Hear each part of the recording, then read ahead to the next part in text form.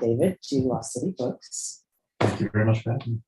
For those who may be watching from home, I'll go ahead and tell you all a little about us. We are Lost City Books, a used, new, and rare bookstore in the heart of Adams, Morgan, DC, that specializes in used, new, and rare books, carefully curated by our amazing staff and featuring events from really cool and interesting authors such as David himself here. And we're very pleased to have you tonight. Can you tell me a little bit about yourself and your background as a scientist, as an author, as a researcher, all those things? Sure. So I'm a journalist. I've been at Reuters for 10 years or so. And Monsters Bones is my fourth book. All of them have kind of dealt with, or three out of the four have all dealt with science in some way, even though I'm not a scientist. I'm just somebody who finds it interesting. My first one, Dreamland, was about the science of sleep. My second one, The King and Queen of Malibu, was about the family that owned all of Malibu, California, and how they got it and how they lost it.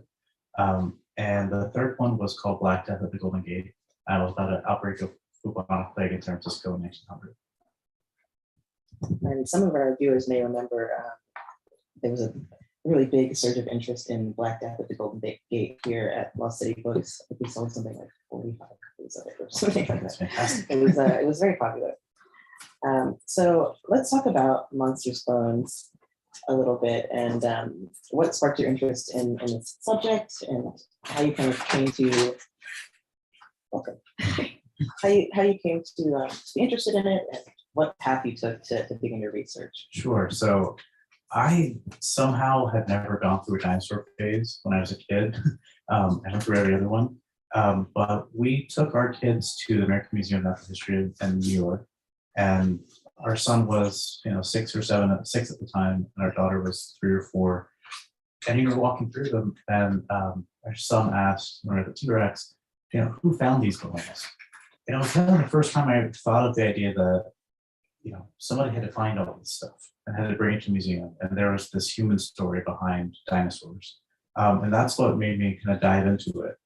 And I had always been kind of intimidated by the science of paleontology. It seems overwhelming in lots of ways that, you can talk to a 9-year-old and they know exactly what dinosaur that you're talking about, when they lived, where they lived, all these other things, and, the species name that you've never heard of. So it just seemed like all this too much. So this was my attempt basically to say, how can I go into the science of dinosaurs and find a real human story in it? Something I do know is that dinosaur fossils were discovered perhaps a lot later in human history than a lot of people realize.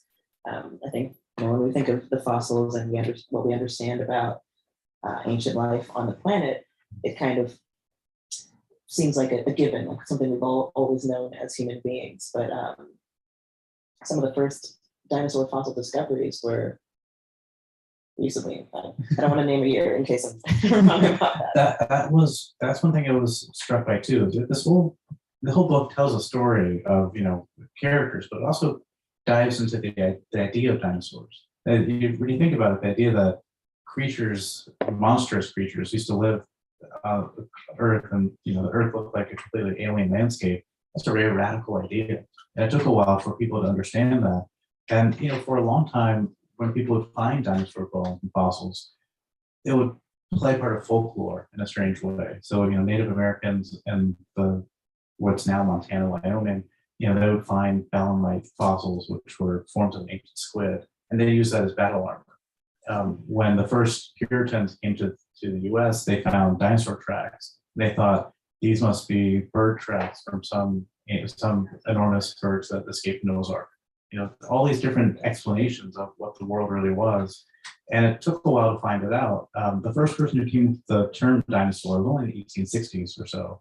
Was this man named Richard Owen, who was he's very smart, but he's also very hated at his time.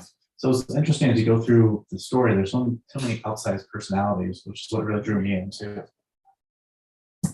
Let's talk about that a little bit, actually. The personalities and the people behind these early discoveries and sort of the beginning of naming the dinosaur and naming the type of life that is being discovered in these fossils. Mm-hmm. Who are some of the early figures, the more prominent early figures in the study of paleontology that kind of struck you as you were researching for this book? What struck me is some of them struck me just because they seemed so outlandish and kind of larger than life.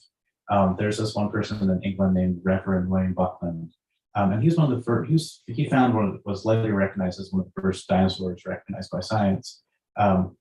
He also was just this strange person who had an idea that he was going to taste every animal, and in the name of science.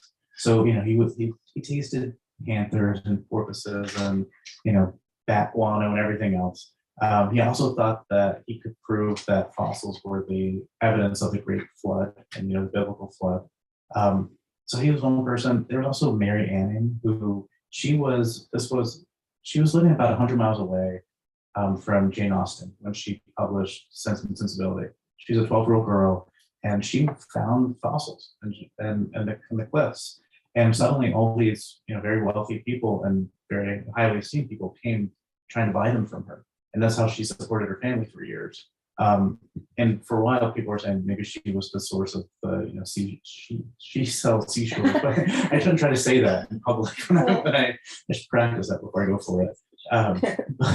So those were some of them. You also had these fights later in the US. You had what were called the Bone Wars, where it was these two people one was named Marsh, one was named Cope. And they were both professors, and they saw naming and finding as many dinosaurs as possible as their ticket essentially to fame. And not only that, a source of meaning in their lives.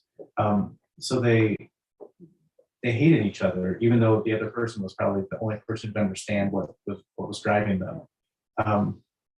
So I think that's one of the other themes of the book is, not only are these dinosaurs so fascinating and make us think of an alien landscape, but what is it that drives people to search for them, and what place do they kind of have, and what space do they fill in culture?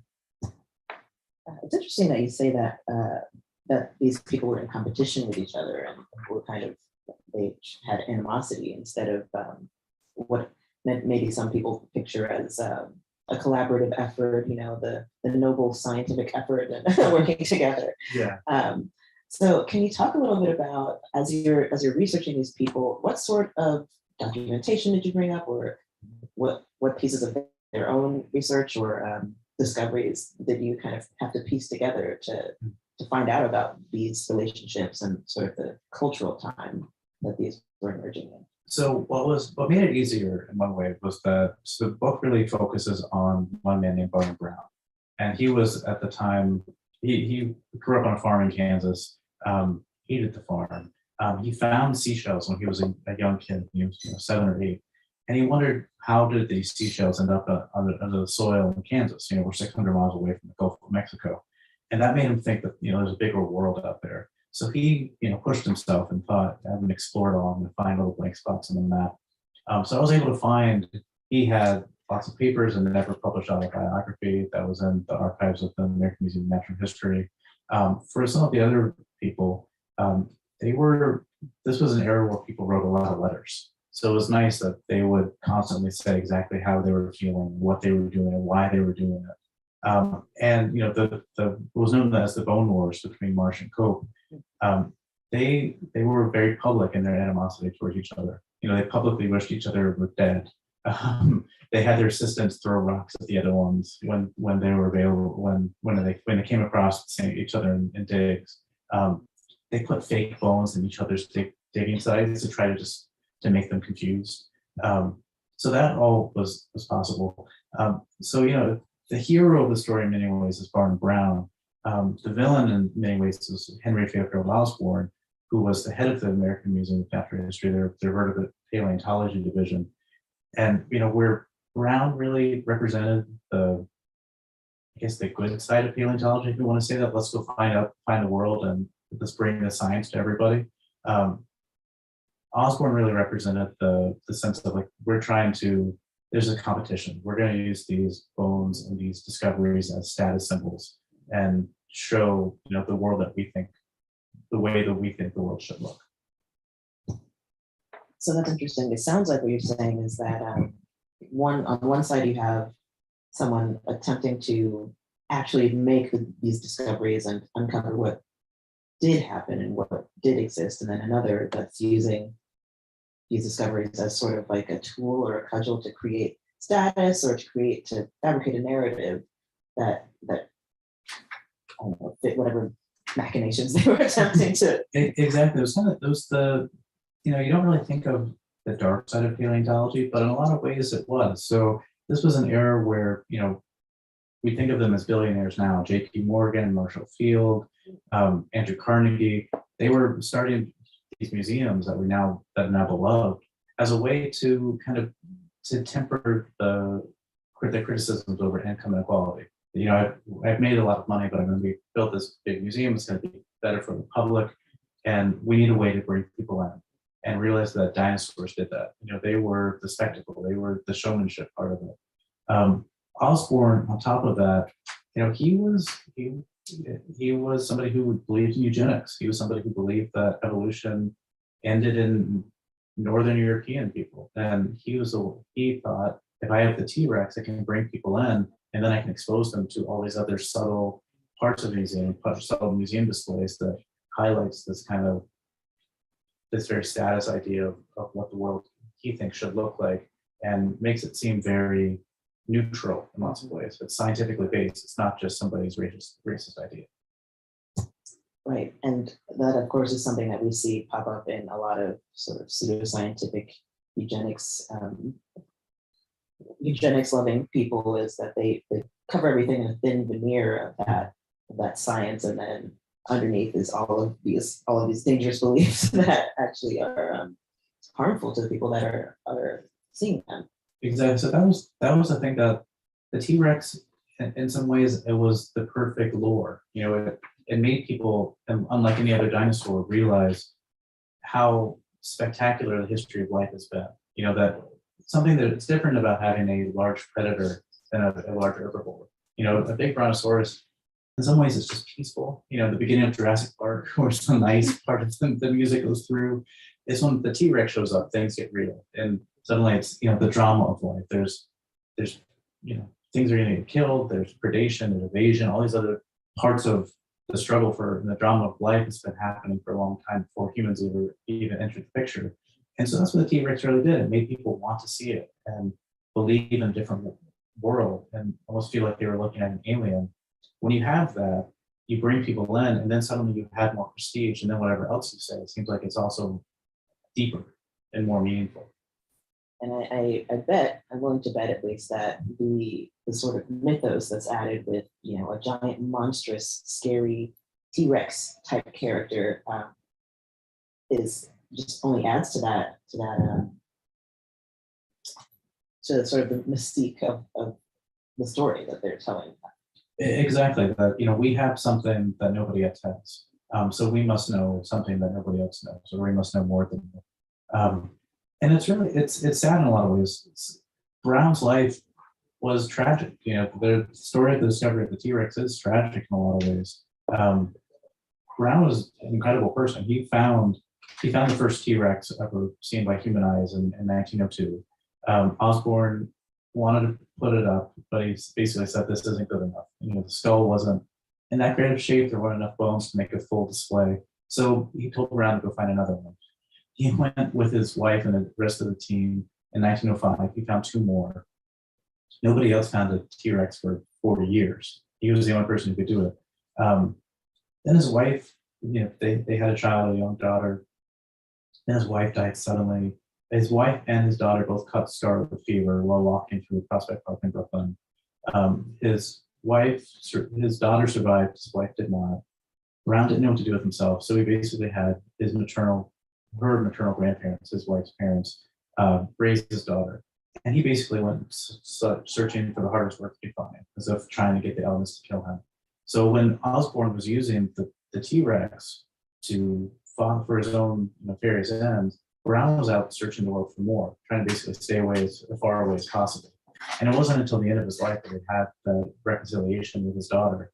You know, and I found her autobiography that she wrote too, and she has these really poignant scenes of, as a teenager, going to the American Museum of Natural History and taking a tour of these dinosaur halls.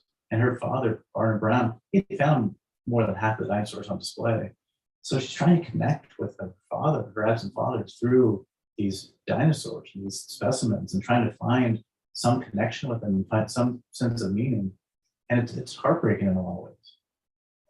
It is not very often that you would hear the deeply personal story behind something like this, and be able to humanize and empathize with the real people who participated in this huge moment um, in human history. But can we also talk about the global impact that was happening at the same time? You know, it's 1902 and all that, which is, as we all know, a pretty tumultuous time for a lot of developed countries. Can we talk a little bit about what that global impact looks like when these discoveries are being made? So overall, the discovery of dinosaurs made people realize that science was more important in a lot of ways. It brought science into the mainstream because it was something very simple. That somebody who didn't make an interest in science might have an interest in the wider world and see a dinosaur and think something's different. You know, I want to explore this more. Then you start to have to search for dinosaurs, which starts to have a different global impact. You know, you suddenly see people funded by the American Museum or other museums going to Asia, going to Patagonia, going to different places, searching for these fossils. On top of that, one thing I was really struck by when working on the book was that the sense that we wouldn't have dinosaurs and we would have them, we wouldn't know as much about them, or we wouldn't have people out there searching for them if it wasn't for the search for raw materials and industrialization. So, you know, dinosaur bones were only found because people were looking for other things. They were looking for minerals, they were looking for oil, they were looking for silver or something else, and they ended up just finding bones there. Later in his life, Barton Brown, because he knew geology so well, and he knew all these dig sites, he had a very strong sense of where oil was, where oil fields were. So he became essentially a spy for the U.S. government to search oil fields around the world. He later helped plan an invasion of Italy in World War II because he knew the way through the islands because he traveled through there so much. So he really had a global life in a lot of ways. I mean, he's the one who brought what is now this global icon, the T-Rex, into the public consciousness. You know, it's weird to think of an item in a museum that is as part of everyday culture as the T-Rex. You don't see, you know, the Mona Lisa or other works of art as often as you do the T-Rex, where, you know, Jurassic World, whatever the new one is, just came out, and it's already had $200 million in the box office, and it's largely because people want to see a T-Rex. Absolutely. I mean, T-Rex is the reason, as you said earlier, that most kids have a dinosaur phase to begin with. I think that's fascinating also to think about how the particular information used to make these discoveries of fossils over time are also trickling down into military and espionage and global affairs in ways that the layman does not hear about. It's interesting too, the idea that, you know, dinosaurs were there. Dinosaurs were part of culture because we're searching for commodities. Now in time, dinosaurs themselves have become commodities. You know, dinosaur fossils are incredibly expensive now. Christie's had an auction in October 2020 of what was named Stan. It was one of the most complete T-Rex specimens ever found. And they said it was going to go for, their estimate was something like it was going to go for $2 million or something. It went for $31.8 million. And the catalog, they said basically, you know, that they framed it as if it was a work of art, saying, you know, T-Rex sits very nicely next to a Picasso or a Rembrandt or something else where it's this name brand, something that's high art. And it's weird to think of science and art kind of combining like that. You know, when you look just kind of the geography of New York, you have science, the Museum of Science on one side of Central Park, and you have the Museum of Art, the Met on the other. So it seems like there's always that natural divide. And it seems like in a weird way, the T-Rex is pushing between it, is kind of merging them.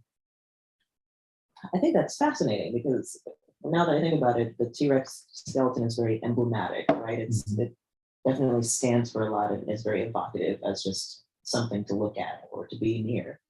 But I'm curious about just your personal thoughts about the commodification of scientific objects and things as sort of rare and scientifically significant as dinosaur fossils becoming commodities that people can say buy and display in their homes. It's odd now too, because back in that era, if someone had a lot of money, they almost felt guilty about it in some ways. So they said, like, I need to create the Carnegie Museum, or I need to fund the American Museum of Natural History, and then I'm going to give them all this money. I hope they find something that brings people into it. So I want to feel like my money is worth it. Now you have this sense where someone has a lot of money, they want to shoot themselves into space. It's a very personal thing, and it becomes a personal trophy. So I think that is harder. There was the mystery over who bought Stan permeated for a while because it had very odd stipulations. Whoever bought the specimen was not, they didn't also buy the intellectual property. So they couldn't make t-shirts, and they couldn't make toys. So if you're a museum, how are you going to make your money back? What happened was it was purchased by United Arab Emirates, and it's going to be the centerpiece of a new natural history museum in Dubai. So the T-Rex really still is this kind of cultural trophy of we're important, we matter, we have something that nobody else has. And you've seen this for a long time with T-Rex auctions.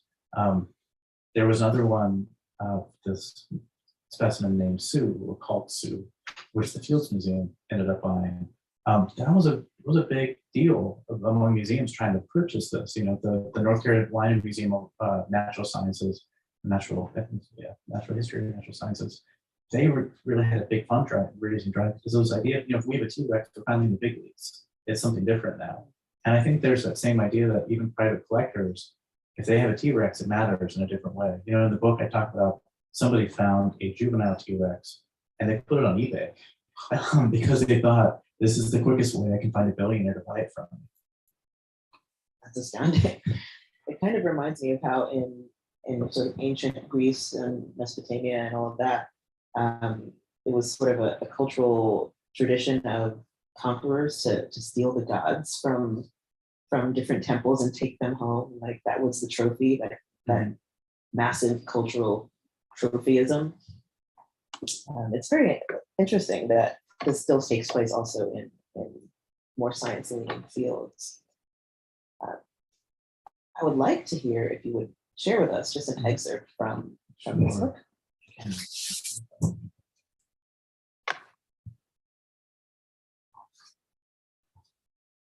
I will check comments.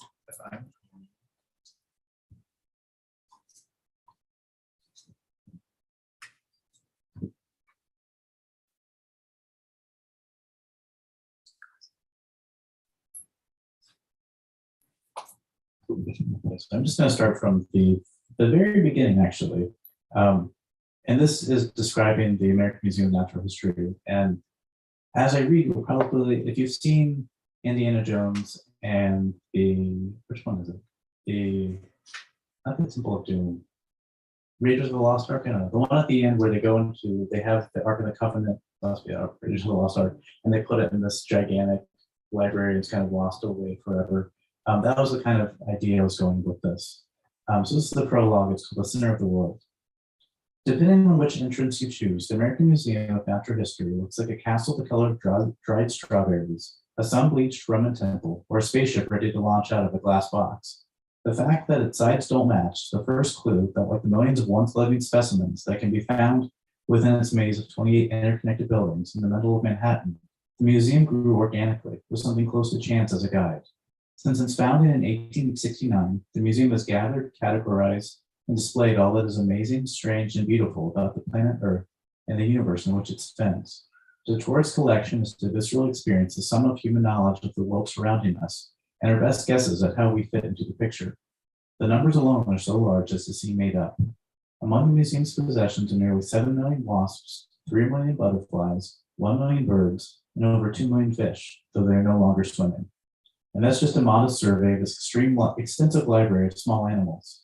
If the contents of the museum were taken across the street and laid out in Central Park, like a gigantic yard sale, you could have your pick from the bones of 100 elephants, including the skeleton of Jumbo, once the most famous zoo animal in the world, and the reason why the English language gained a new word for something particularly big.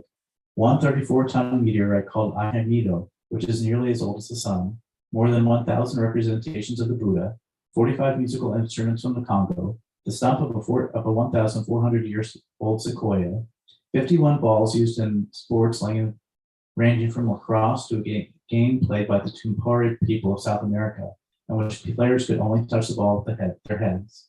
The skeleton of a 3.1 million year old hominoid woman that scientists named Lucy after a Beatles song was playing on the radio. A set of dinosaur footprints that are at least 107 million years old, a 563-carat blue star sapphire known as the Star of India, a taxidermied Galapagos tortoise, a shirt woven by the Cheyenne decorated with locks of human hair, and a 4.5-ton block of azurite ore from Arizona that looks as if Jackson Pollock decided to paint a rock bright blue and green, and which contains so much copper that it can vibrate and hum when the air becomes very humid, giving it the nickname the Singing Stone. Not to mention the dinosaur eggs, the world's largest collection of spiders, the bones of the biggest hippo ever found, a 12-foot-long crab, a 55-pound slab of jade, a 63-foot-long canoe carved from the trunk of a single cedar tree, and a life-size model of a blue whale hanging from the ceiling, which has its mouth closed because of the chair of the mammalogy department wanted to prevent visitors from trying to throw things inside it. How each wonder of the natural world came to sit in a museum in one of the most densely populated places on Earth is its own story. Yet even with an array of the splendid and surreal, it is no exaggeration to say that only slight of the 5 million people who come to visit the collection at the American Museum each year would bother at all, though not for one specimen, the Tyrannosaurus rex. It is the most iconic dinosaur in the world, the one creature for which seemingly everyone knows its full Latin name. Though the last of its kind died more than 66 million years ago, the massive jaws, tiny forearms, and long teeth of the T-Rex are instantly recognizable as the Mona Lisa of the Eiffel Tower, its deadly beauty coming from the seamless pairing of form and purpose. It is not every day that one confronts a huge beast that it should it somehow become reanimated with muscle and memory, would clearly like nothing more than to crush your bones with its serrated teeth and eat you up in a gulp or two, like a monster from a child's nightmare made real. For 30 years, the museum was the only place in the world where you could view a T-Rex, and the specimen is called Manhattan home since before the construction of the Empire State Building. To a degree of no other object that can be found in a museum, the T-Rex is quilted into modern culture, a fixture of everything from clothing to Toy Stories to blockbuster movies. Its familiarity makes it seem like it has always been with us. Yet there was a time not very long ago when everything about this prehistoric beast was entirely new, and the thought with which its discovery landed and shifted our understanding of ourselves and our planet reverberates still. Thank you so much. Yes, that prologue definitely touched on a few of the questions that I asked at the beginning there. So thank you for that. And I want to ask your thoughts or ask about your experience again, just with the sheer amount of research that you have to do to kind of compile not just the sort of the timeline here, but to compile essentially quite a lot of scientific information as well. And sort of what that process looked like for you, where your triumphs and challenges were during the process. Well, I was lucky. So I started this book maybe 4 or 5 months before March 2020. So and also I was lucky that my process is usually to research as much as possible and gather as much, even if I don't really understand it yet, and then trust that it's my future self's problem, and he'll figure it out. So luckily I did that. So I went up to the American Museum of Natural History many times, and their archives are above the museum. I remember reading there was a history of the museum itself called Dinosaurs in the Attic, and I didn't realize how literal that really is, because the archives are in the attic, and there really are dinosaur fossils out there that have just never been uncovered and placed on the floor. So I gathered as much as I possibly could that way. And then from there, I kind of taught myself paleontology to a certain extent. Read as many books as I could, cross-referenced as many things as possible.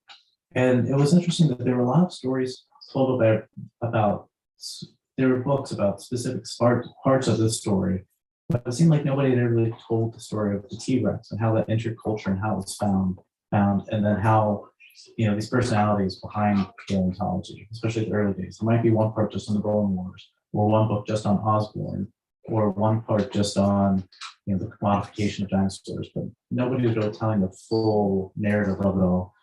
So hopefully that comes together in this book.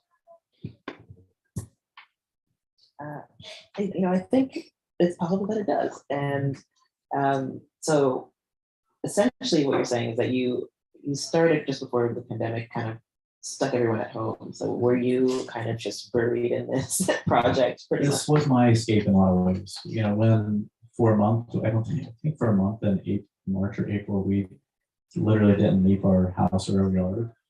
So escaping it, so the idea that you're escaping into this dig in Wyoming in the 1800s, it was nice. I'm not just looking at my yard anymore. I can see something else. And it also gave me a different appreciation for it too. When you read stories or the letters from people who were doing this, and they had to bring all the water they possibly could with them. There were no ways to supply themselves again. It really felt like going into some of the Badlands of Montana was like going to the moon. And it took us just as much skill, if not more daring to do that. And that it gave me a different appreciation for farm ground too. He kept on going into the wild at a time when the idea of finding dinosaurs on purpose was still a novelty. And he did it again and again and again. And it almost seemed like he was able to see beneath layers of earth like nobody else. That's intriguing. That's an intriguing idea to think of someone. So before it was common practice, this man was just kind of throwing himself into the wilds. And your research process is from home and kind of having the opposite experience.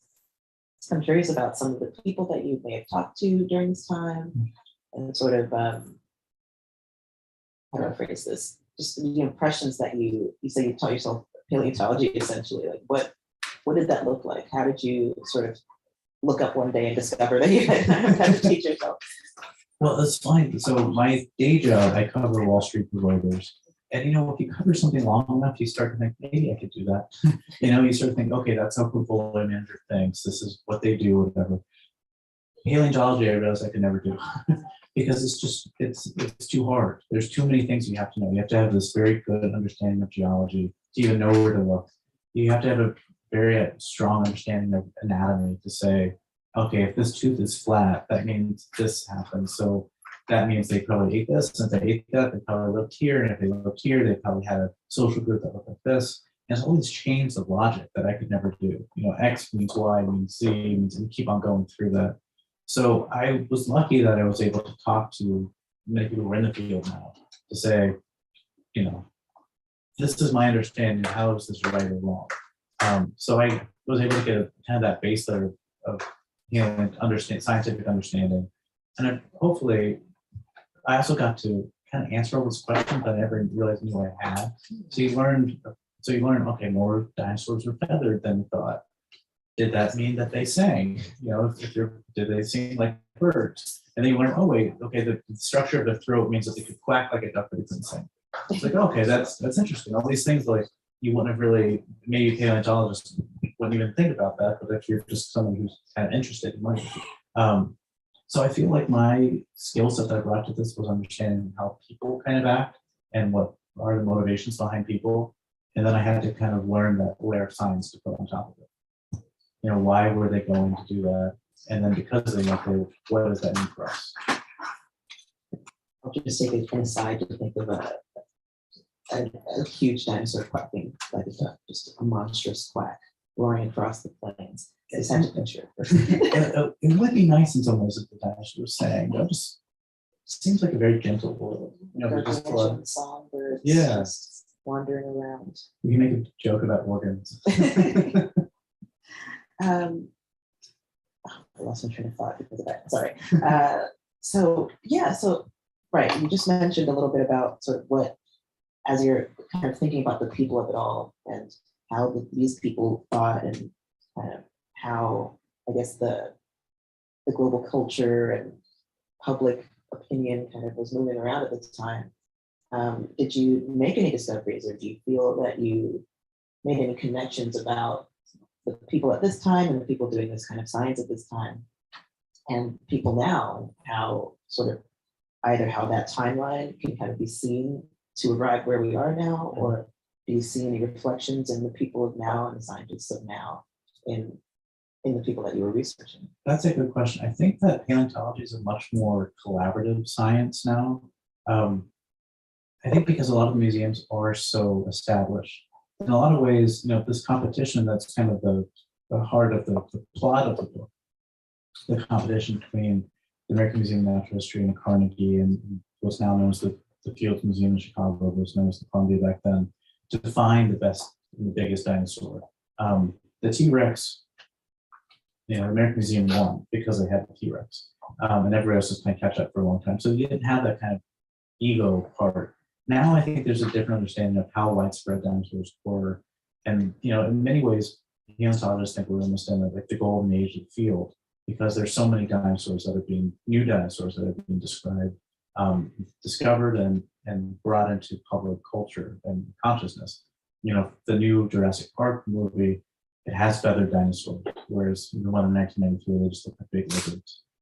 You have now, Apple Plus, the Prehistoric Planet series, which is almost like a nature documentary, which is done with incredible computer graphics, that you see how dinosaurs really lived. And it's really built on really strong science and people from different fields, from different organizations or institutions working together. So I think it's this era of the lone paleontologist has given way to a much more collaborative world. Maybe that's because the cost of finding a dinosaur has gone up a lot, and you have more private people in it too. So a lot of professional paleontologists who work in the institution museum, they're not as worried about each other. They're more worried about the private prospector who says, hey, Christie's just sold this one for $31 million. If I find one, maybe it'll go for 40. And they've died their entire life in that, and they might, destroy a specimen because they don't really know how to take it out. And they might find it and they'll never be described by a scientist. The law over who finds a fossil, if it's on your land, it's yours. There's no cultural right or anything else to say, obviously your land has only been here. It's only been your land for a little while. It's been there for 7 million years. I think that brings up a really interesting question that I certainly think about a lot, and I wonder if you have thoughts on it, just about the privatization of sort of human innovation and scientific discovery. And you mentioned earlier, some billionaires are just going and shooting their own selves into space, rather than maybe being a little embarrassed about their wealth and adding to sort of the public resources and public enrichment. I wonder if through the process of sort of comparing now to then in the book, or just thinking about and researching these things, did you discover any thoughts about that surprised you, or maybe feel reaffirmed in opinions that you already had? I think it was, I think looking at it now, I guess the comparison, because we are in essentially the Gilded Age we have been, who knows what we are now, but you see this was the start of the era where somebody could have that much wealth. And it was a radical idea in a lot of ways, that somebody could just, Andrew Carnegie went from being like a messenger in Pittsburgh as a teenager to being the wealthiest person in the world. That was a very radical idea, and people didn't know what to do with the wealth, so they felt like they had to give it away. Now there's a different championing of wealth, so people don't feel that, or it seems, Elon Musk doesn't seem like he has this deep desire, deep need to give away his billions. So dinosaurs become a trophy, and science becomes a trophy in a lot of ways. It doesn't become something that's collaborative and as open and maybe pushing something forward. Carnegie had radical ideas when you think about it, especially from the point of view of 100 years later. Gospel of wealth, some the same. A person who dies rich dies disgraced. Or he also said when he founded the Carnegie Museum of Natural History, if this doesn't interest manual laborers, the toilers, then I feel like it's a failure. And that was, it's a very American in the best sense of an idea that, we're going to try to lift everybody up. In science, if you can expose yourself through it, then you'll be exposed to other things, and then your life will snowball in a good way. I don't necessarily see that same impulse now. I think there's more of an impulse that I found this dinosaur and I put on eBay and then I can sell it for as much as I can. Yeah, and in a way, we're talking about how we were talking earlier about how the trophyism of it all has kind of spread throughout so many parts of society.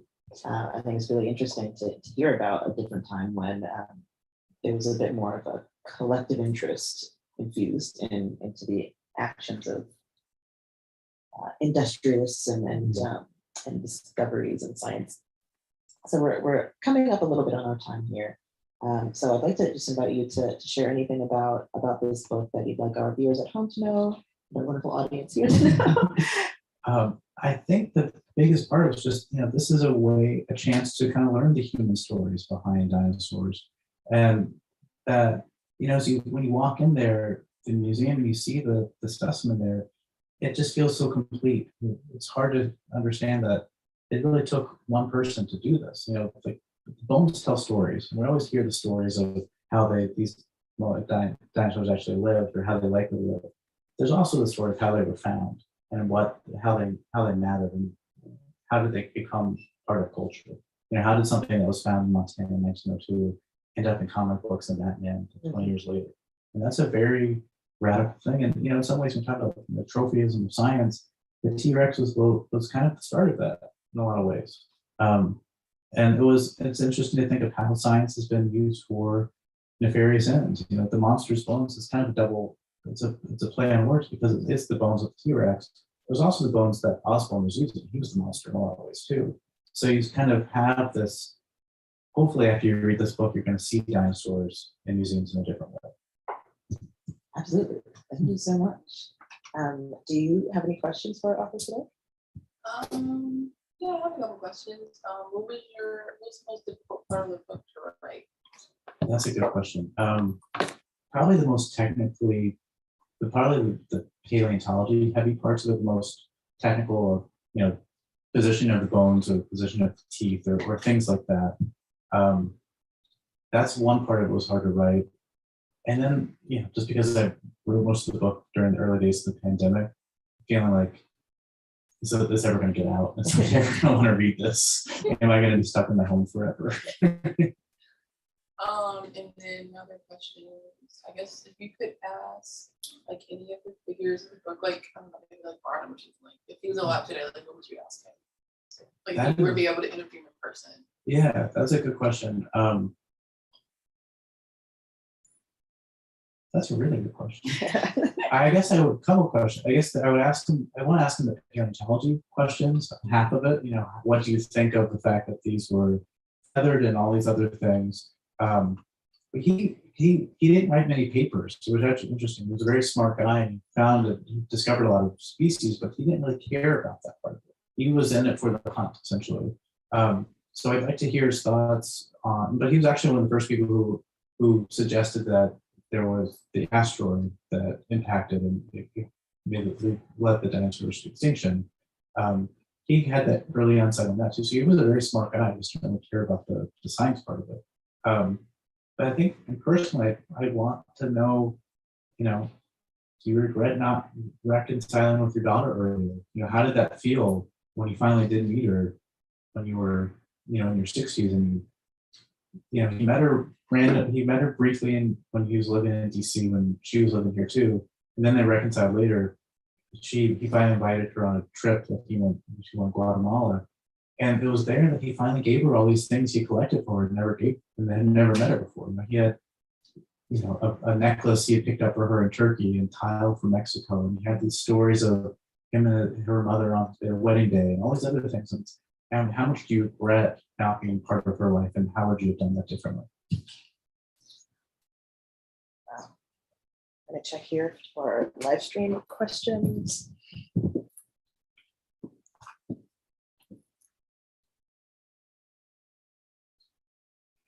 Okay, we have Marcy asks, what would you have done differently in the process of writing this book if you could do it again? That one is very easy because I had secured a spot to go on a paleontology dig in Montana in the summer of 2020, which was then canceled. And then it was also canceled in 2021. So I would have spent 2 weeks out in Montana living the life essentially, and not just having to ask tons of people what it was like. So that one was the most disappointing part of it. I mean, it's hard in the terms of what was happening in 2020 to say, what was me? I didn't get to go search for dinosaurs.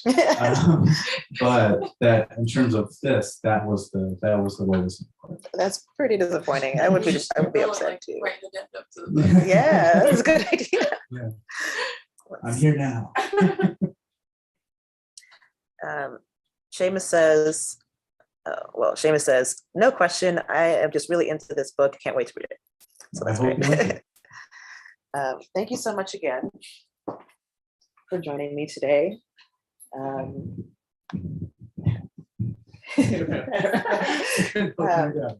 For those of you watching at home, if you still want to grab your copy of The Monster's Bones, come on over to Lost City Books right here on 18th Street. You can also just hop onto our website, lostcitybookstore.com, and order online as well. Until then, see you next time. Thank you. Great question. Thank Oh, you. do you mind starting my book? Oh, they have to. Thank you for sitting and listening too. I'm not finished with it yet. I just started it 2 days ago. I've been tabbing notes.